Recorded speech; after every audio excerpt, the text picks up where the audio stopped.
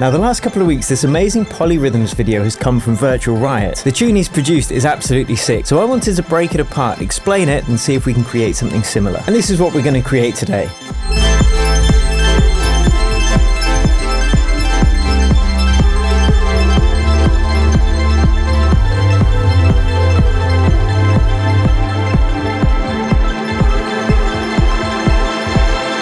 As usual, you can download this project file completely free below this video, so without further ado, let's hop into the door and get it done. So before we get stuck into the tutorial, I'm just going to explain what a polyrhythm is. It's when you have at least two different rhythms with the same note lengths, but a different amount of notes within the same time frame. Now, I know that sounds a bit complex, so let's just look at this 4/4 rhythm and 4/4 beat. 4 beats in a bar, which is standard for house and techno. So let's just change this to triplet mode. And then what we're going to do is the same notes, evenly spaced, but instead of 4, we've got 6 evenly spaced notes in this time frame. So together they sound like this. So that's a pretty simple polyrhythm. Now the genius of Virtual Riot's video is that he uses loads of different polyrhythms all together and just keeps them looping throughout the entire track. So that's what we're going to do. I've got a 4/4 beat programmed in with some drums. That's going to tie everything together. So the first thing I'm going to do is write a nice descending scale. You could choose to write it in a particular key, but I'm just going to do it by ear. And I'll start on A and I'll play basically a 7th chord split apart. So it sounds like this. And we can just keep going down. And that's what's going to create that really nice cascading effect. So let's start programming them in. We'll do A. And now all I need to do is just copy and drag those down. So it's going to make a horrible noise when they're all played together. But in sequence they sound beautiful. So let's copy those down and up a few octaves. Copying up as well. And that's about as far high as we want to go. Okay, so now for the boring, but the essential bit. What we are going to do is copy all of these over. So this is a big chord at the moment. And we're going to copy this over to happen on this beat. So it sounds like this at the moment. They're just all playing at the same time.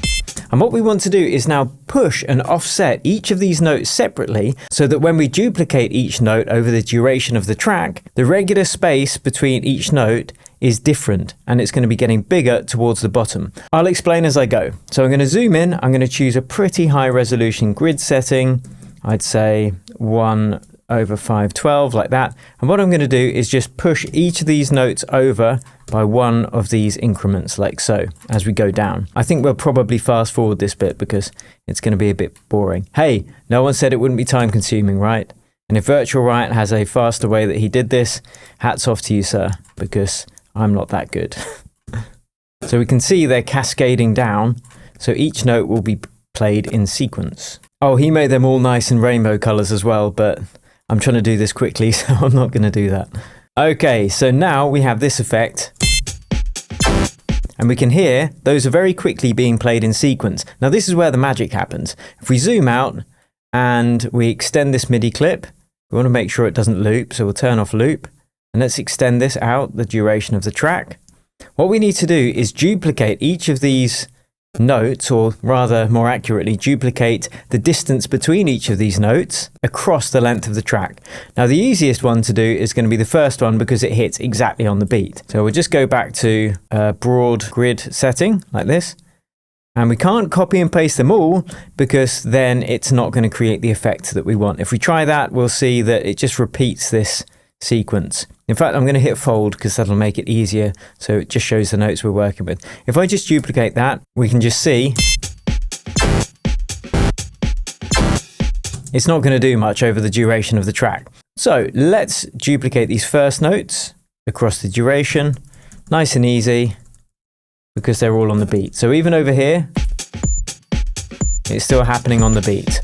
Now, this is the painstaking part, the second painstaking part. We're going to zoom in. Well, let's get rid of these because we didn't want to do that. We'll zoom in. And now the second note down, this G, what we're going to do is get rid of that clip thing. It's just going to get in the way. and we need to copy this space between these two notes. So when we hit Control and D or Command and D, it's going to duplicate perfectly. So I'm going to again make that grid to 1/512, which is what we offset each by. So now I can grab up to there. So I'm not grabbing the note like this, because that's going to select much further. And if we duplicate it, this is going to happen. And it's just going to duplicate the note right next to the old one. So let's go back and we're going to grab this note like so, and then grab up to this first spot here, just before the note starts. Now at this point, we can zoom out. We can hit Command and D if you're using Apple, and it's going to duplicate that space. So what's going to happen, it's going to start drifting out of time from that first note like this. And if we zoom out, we can see that occurring. I'm just holding D and we can see it's drifting. Now I'm going to have to extend this MIDI clip, because what I want this to do is drift so far that it ends up going back in time with the initial note. And that's exactly what happens in the virtual Riot track. So the way I'm going to do that is just extend this MIDI clip, zoom out. I'm going to extend it to about 6 minutes, I think, because I think that's roughly how long it's going to take to loop around. Extend. Okay, that'll do. So now let's grab the first note and continue duplicating it out. That's the easiest one because it's nice and on the grid. So I'm just going to do that for the duration of that MIDI clip, like so. Now let's go back into the second note we were working with. Select the right grid size, which is 1/512. Select the first note and select the space just before that note repeats. Whoops, not that one, that one. And now we can continue duplicating that second note, like so. And we're going to see if I hold down Command and D, it's going to start drifting across like so until it's back in time with that initial A. Because the space in between each note is the same in between each note, but the space between these notes up here is different from the space between these notes down here. And that's why it's drifting back in time. Okay, so we've gone a little bit over, that's fine. We'll just go back to where they're absolutely in sync again, which is this point, and then we can delete those ones afterwards. And that's all we need to use at the moment, so let's get rid of that. And now we have to repeat that process for all of the notes. So I'll do that for the next one, and then I'm just going to fast forward it because, you know, life's too short. So we zoom in, make sure we've got 1/512, select just before that E again, so we've got the correct length, and then we just hold D and we duplicate until they drift back in time again. So we'll see them drifting out of time, but after a while, they're going to sync up again underneath each other. We can see, it's really nice to just watch, to be honest. Then it's going to get back in time. We're just going to repeat the process now for all of them. We're going to fast forward this and it's going to look pretty crazy. Okay, so let's have a listen what we've got so far. Horrible, but we can hear these notes are playing in quick sequence, and as we fast forward, they're going out of time, and then those polyrhythms will end up going back in time. So that's a taste of what we're aiming for today. Oh, I want to say a quick shout out to FlexiSpot, who gave me this lovely chair. Very comfortable, as you can see. They haven't sponsored this video, but I just wanted to say a big thank you, and I really like their products. I'll put a link to it below, and I also use their standing desk as well, because sometimes I like to stand up to produce or sit down to produce. So thanks, FlexiSpot. God, that took bloody ages, but it's done now. So if we go in, we can see I've continued that, and if we zoom in and zoom out, we can see that pattern repeats. They kind of drift out of time and then over time, scroll, scroll, scroll, scroll.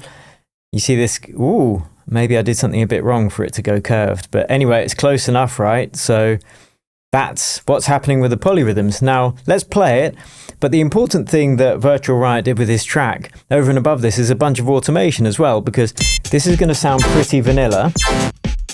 I mean, if we zoom forwards, let's just repeat these beats as well. So we can hear them start drifting out of time and cascading. And when you get to certain points in the track, it's a completely different vibe. Listen to that. That's already cool. But I want to make this more interesting with the automation. But first, let's tweak this serum to get some more interesting shape. Now it's going back the other way. So let's change the envelope of this.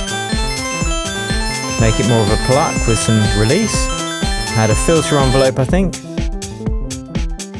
Like so.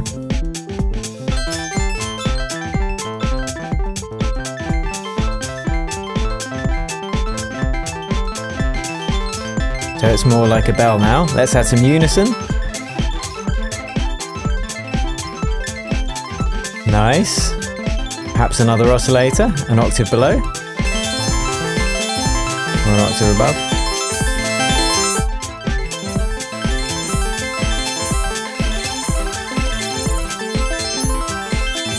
And of course we can automate that detune over time as well.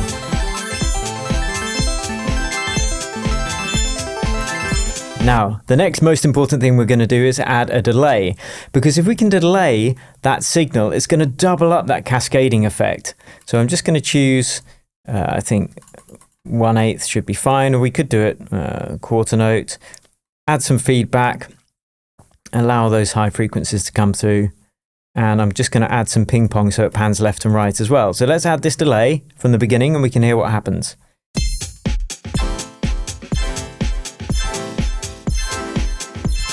Maybe I'll do 8 time actually.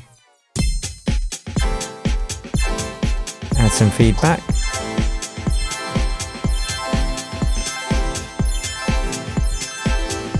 And let's do a little bit of EQ on this.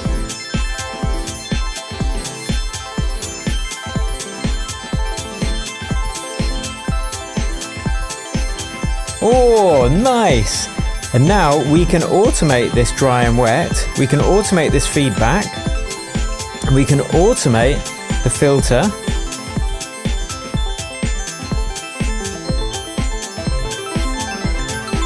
We can automate the detune. All of these parameters. It's going to create that really interesting rhythm. Let's try and add some bass as well. We've got a couple of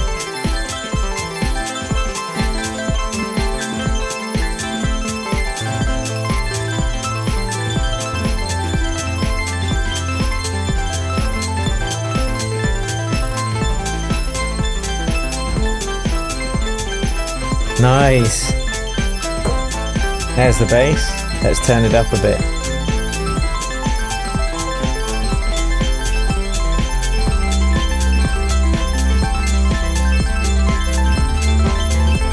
You can just keep going.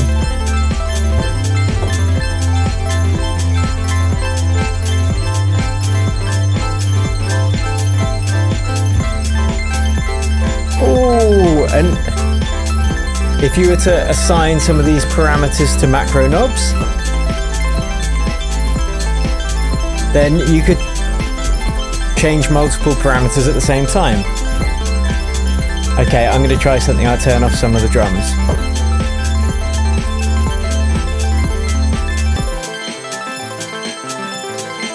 Yes, let's play with that. Ooh, let's add some reverb wash.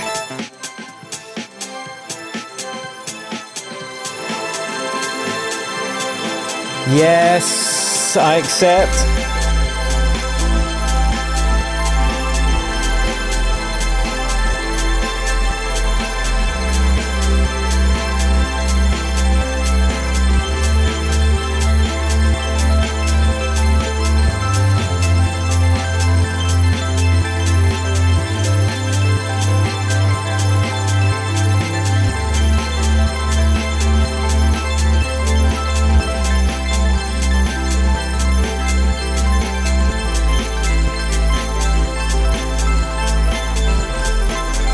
Oh, nice.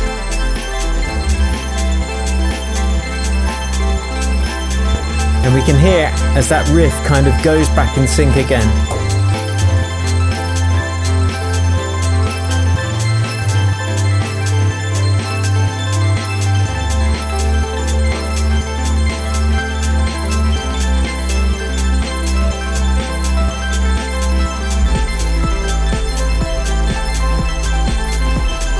Okay, I think you get the ideas, guys. Oh, that's brilliant. Like, full props to Virtual Riot for doing that. It was so much fun, apart from the constant duplication, to make this track. But you can download this. I'll make it sound a bit better.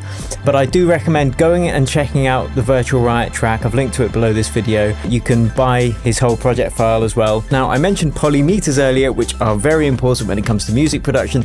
So you can check out that video here to really nail them. And it's going to make your music way more interesting. If you want to get your music to a professional level as quickly as possible, you can check out the Accelerator program below this video, where our students are getting signed to some of the world's biggest labels and touring the world. Thank you so much for watching. I will catch you over at that next video.